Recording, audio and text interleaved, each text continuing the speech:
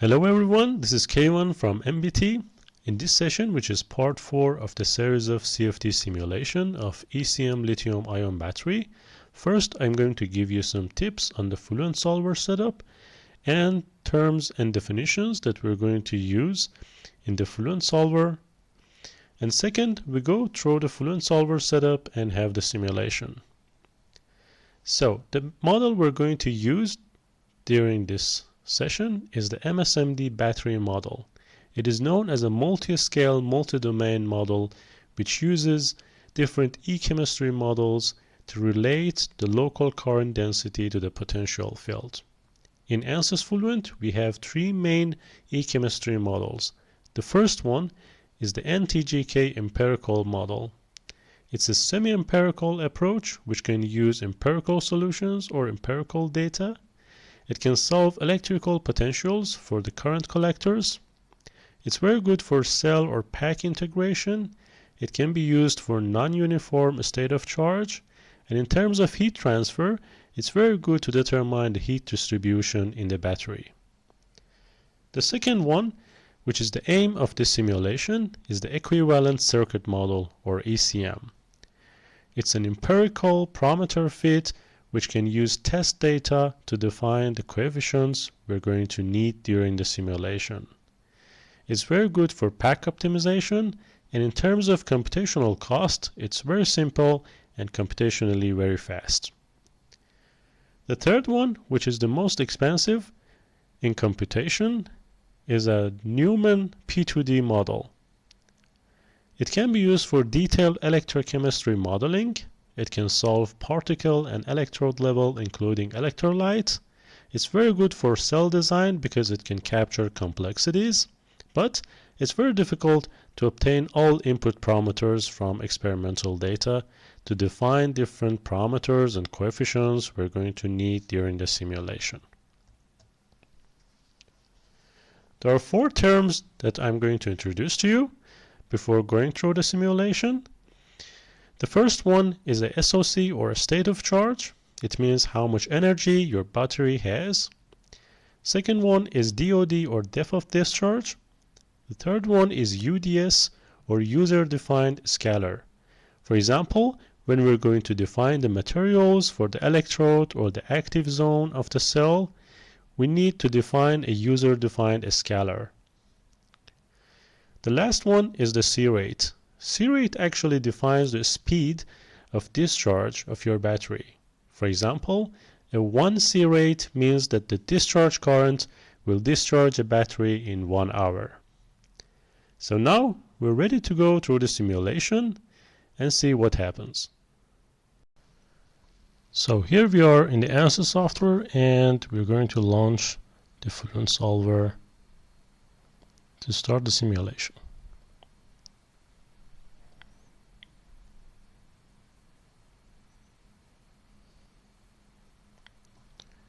For this simulation, we're going to use the double precision to increase the accuracy of the result, and we use the serial for the processors.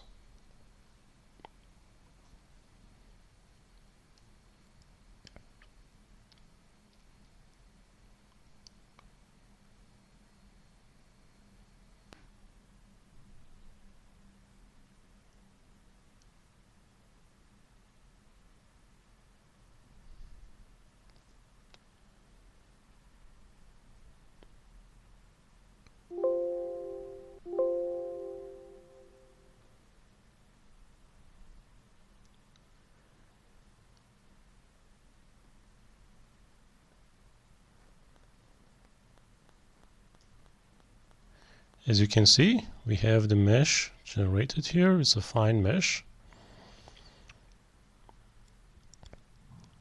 Before starting the simulation, first we need to check the mesh if everything is okay. So we perform the mesh check.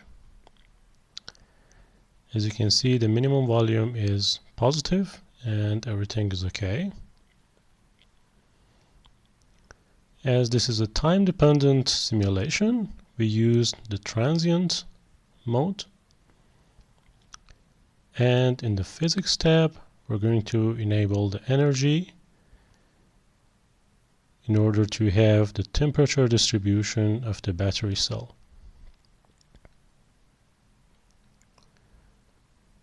In the Solutions tab, under Controls, you can see that we're going to use different equations. But as we don't have any fluid flow in this simulation, we disable the flow equation and press OK.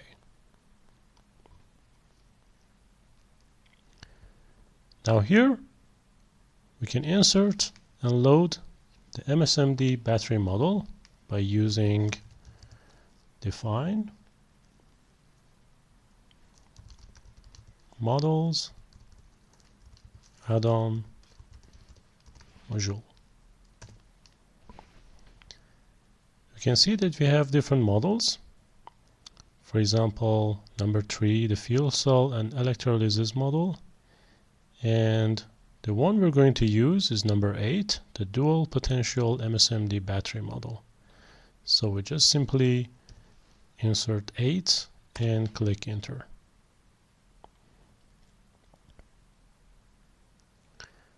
So the add-on module MSMD bat is loaded. On equations, if you check, now you have the energy equation and user scalar 0 and 1. Under models, now you can see the MSMD battery model is available. So we enable this model, and now we have the model options and different other tabs. In the model options, as we discussed earlier, we have the e-chemistry models. The first one, NTGK empirical model. The first one. The second one, as we're going to use in this simulation, is the equivalent circuit model or ECM model. The third one is the Newman P2D model, and the last one is a user-defined E model. So we select the equivalent circuit model. Under electrical parameters, you can see that the nominal cell capacity is defined as 14.6 amp hour, and we use the default value of C rate as 1. In the model parameters, the initial state of the charge of the battery will remain 1, and the reference capacity we enter 0.85. You can see here that for discharging parameters we have different coefficients. These coefficients could be edited with some experimental data that you have obtained from experimental analysis. But here we just keep the default values and go on.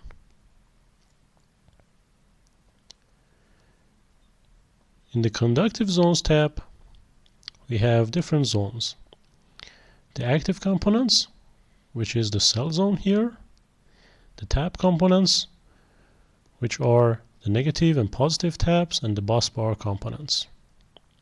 Busbar components are components that use to combine 2 or more cells together to reach a full pack of battery. So, as we don't have any pack of battery here, we don't use any busbar component, and we just, for the active component, we select cell zone, and for the tap components we select negative zone and positive zone.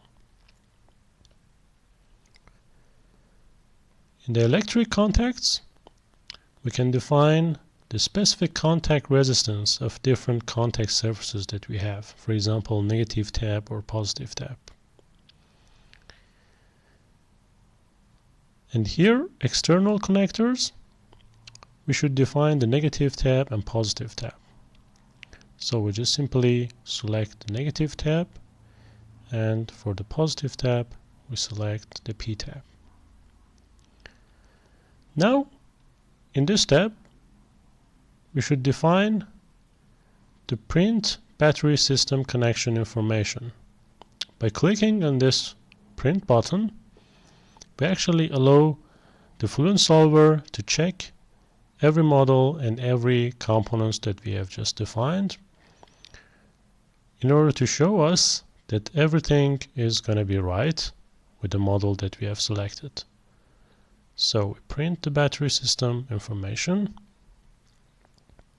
and as you can see here,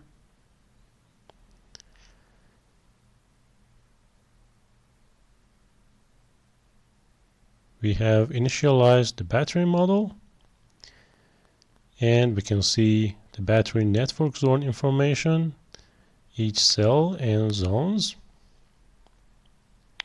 And if the Fluent Solver come up with any problem, you will get some warnings here. So we don't have any warning, and we can go on with the simulation. So simply click OK.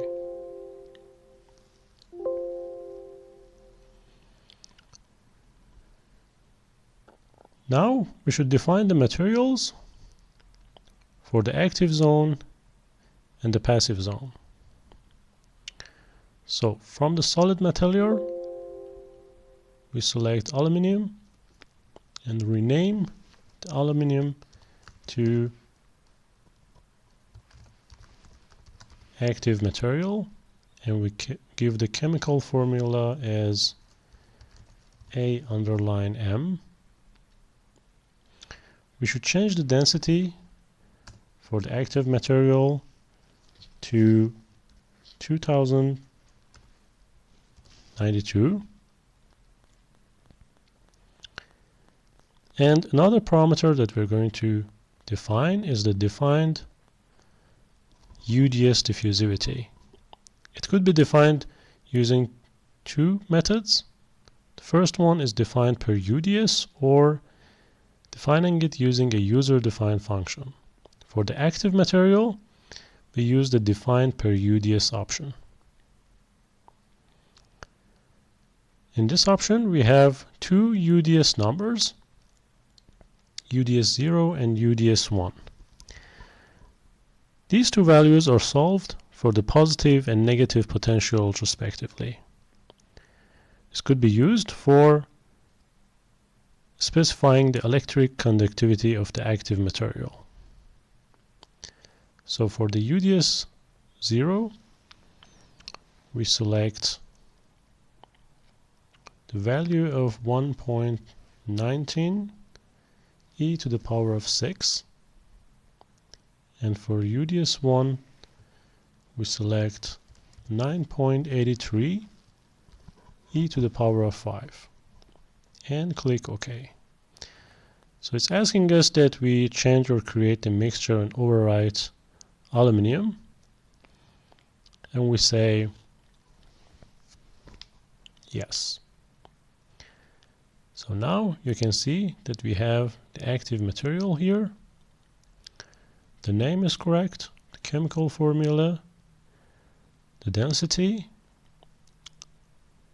and also the UDS diffusivity, which is defined per UDS values.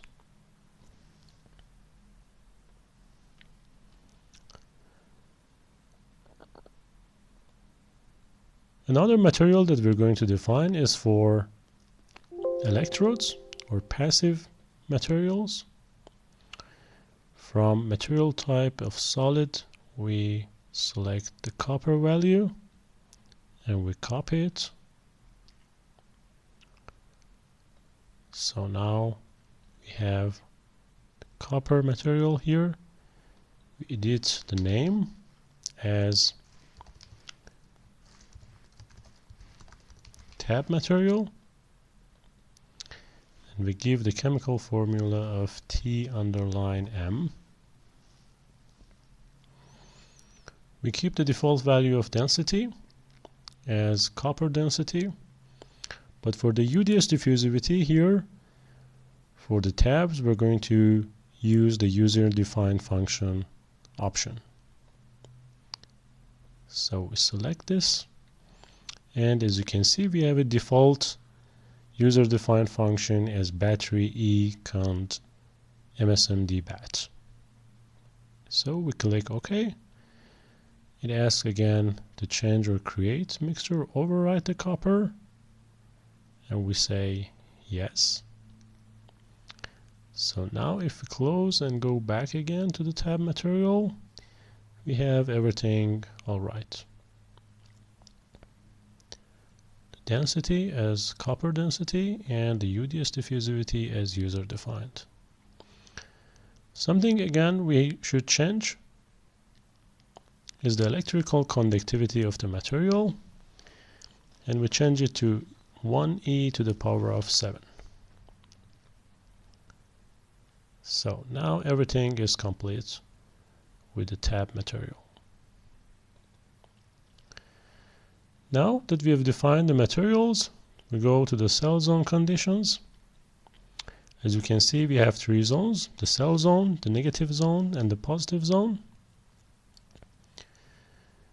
We should assign each material to each zone that we have.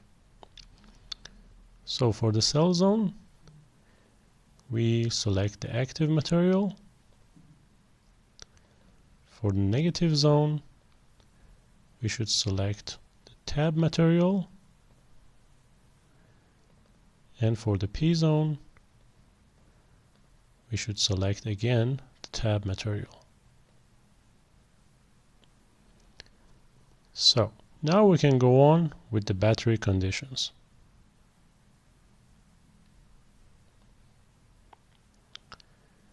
In the boundary conditions for the battery,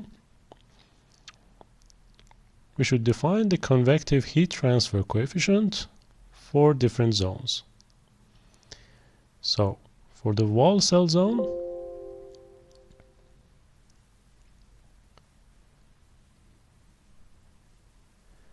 as we have already enabled the energy equation, we have different thermal conditions. So we use the convection and we assign a value of 5 to the heat transfer coefficient of convection. The free stream temperature would remain 300 Kelvin. And now we assign this boundary condition to 2 other zone conditions. So we can simply use the copy option here and copy the boundary conditions to new boundary conditions. So now we just selected the boundary condition for the cell zone, and we copy the information to negative zone and positive zone and select copy. So if we just simply check the negative zone boundary condition, it should be the 5, the value for heat transfer coefficient. And that would be the same for the positive zone as well.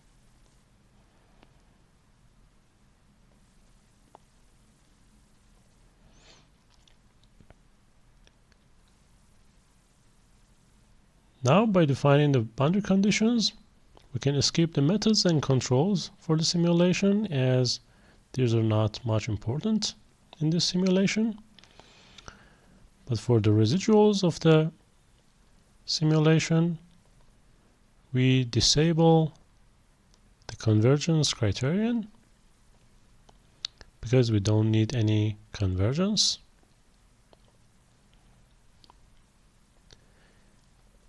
And we go for the initialization of the solution. We use hybrid initialization for this simulation.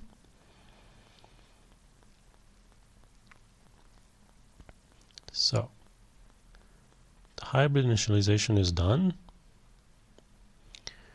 and we can go on to run the calculation. As you can see, for a transient simulation, we have number of time steps, the time step size, and maximum number of iterations per time step. So for the number of time steps, we define 50, and for time step size, we define 30. So as you can see, the overall flow time would be 50 multiplied by 30. It would be 1500 seconds of simulation. Before running the simulation, we can just check the case in order to see if Fluent Solver has any suggestions for us for the simulation process. It says consider using higher order discretization for improved accuracy of final solution, and it says that first order discretization may be used in the initial solution. As you may already know, by improving and giving higher discretization orders to the simulation, you will get much more accurate solutions. But now for this tutorial, it's not the aim, and we can skip it to have a initial solution for our problem. In the future, you can go on with higher order discretizations or even improving the mesh size by having, for example, 2 or 3 mesh sizes and compare the results for each mesh. So we just simply click calculate to run the simulation.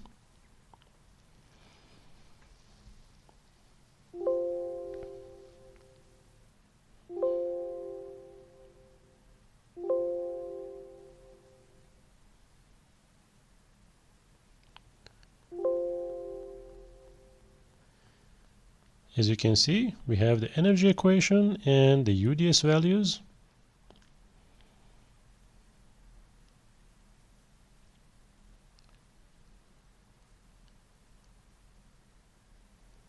The residuals are very low and could be accepted as a convergence solution. But as we disabled the convergence criterion, we will have 20 iterations for each time step, and we get the result for this convergence setup.